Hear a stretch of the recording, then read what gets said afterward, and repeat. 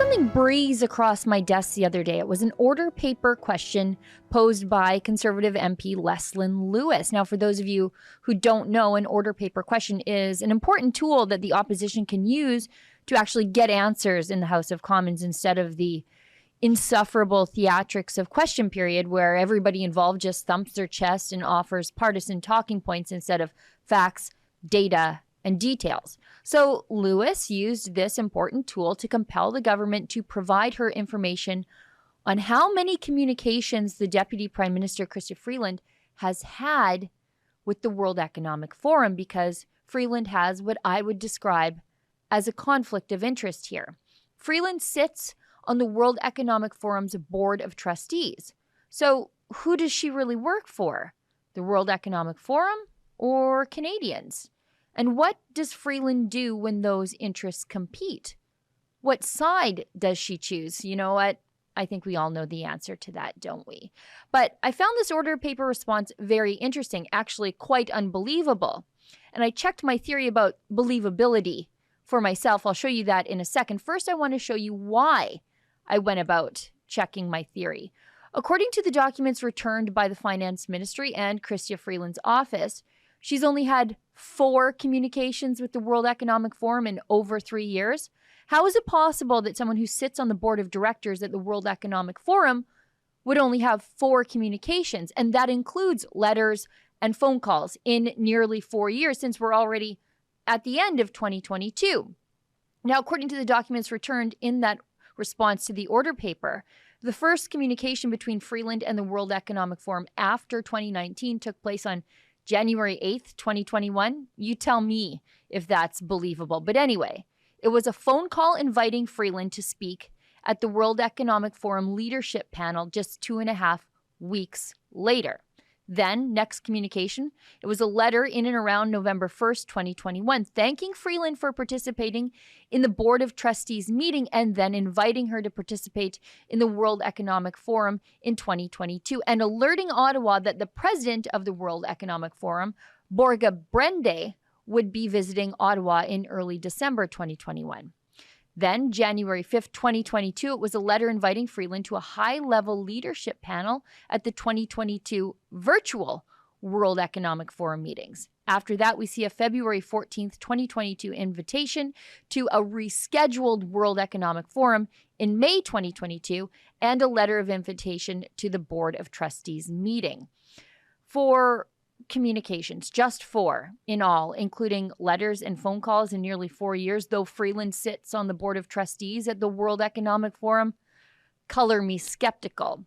And I was right to be skeptical because, as it turns out, just this week, I got documents back on the very same issue. What a coinky-dink. I started comparing what Freeland represented to the House of Commons as her communications with the World Economic Forum versus what her office gave me, and I've got one glaring difference. Now, my access to information request was submitted in January, so I've been waiting 11 months for these documents, but that also means I won't have that February communication in my records. I just want to get that out of the way. But I went through and I started cross-referencing, matching everything up. Now, I know there are communications from January 8th, 2021 about speaking at a World Economic Forum leadership panel. Unfortunately, we do know that it was a phone call, so there aren't any official records of it. I've got communications from November 2021 inviting Freeland to participate in the Board of Trustees meeting. Perfect. Sounds great. I've got January 5th, 2022 communications about participating in a high-level panel at the virtual World Economic Forum. It's signed by Klaus Schwab personally and has a very informal greeting, calling Freeland by her first name and not her role as the Deputy Prime Minister of Canada. It's pretty darn cozy. But I've got something else that Freeland didn't tell the House of Commons about.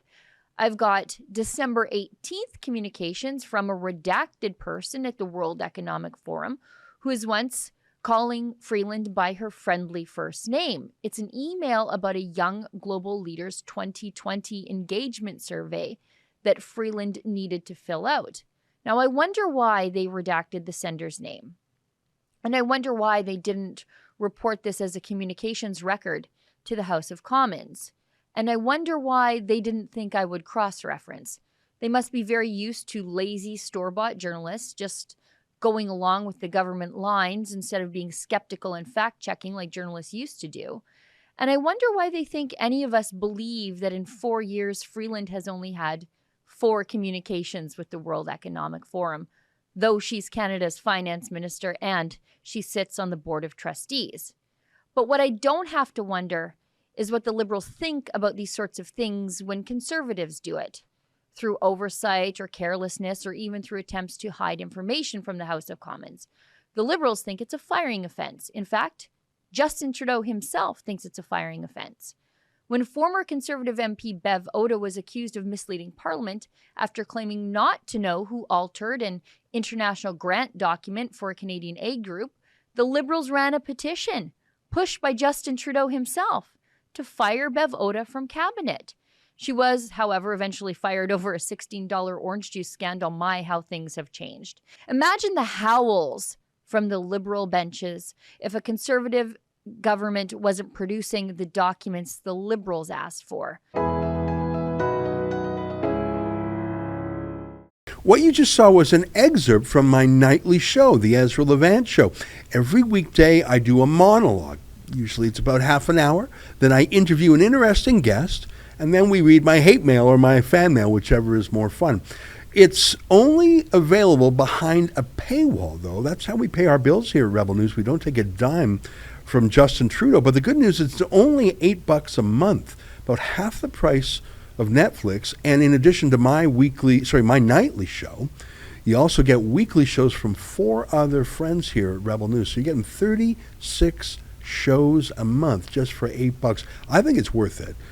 And even if you're not quite sure, do it anyways, because we rely on viewers like you to keep us free and independent. I promise you I'll never take a dime from Trudeau. Just go to rebelnewsplus.com and click subscribe. Thanks.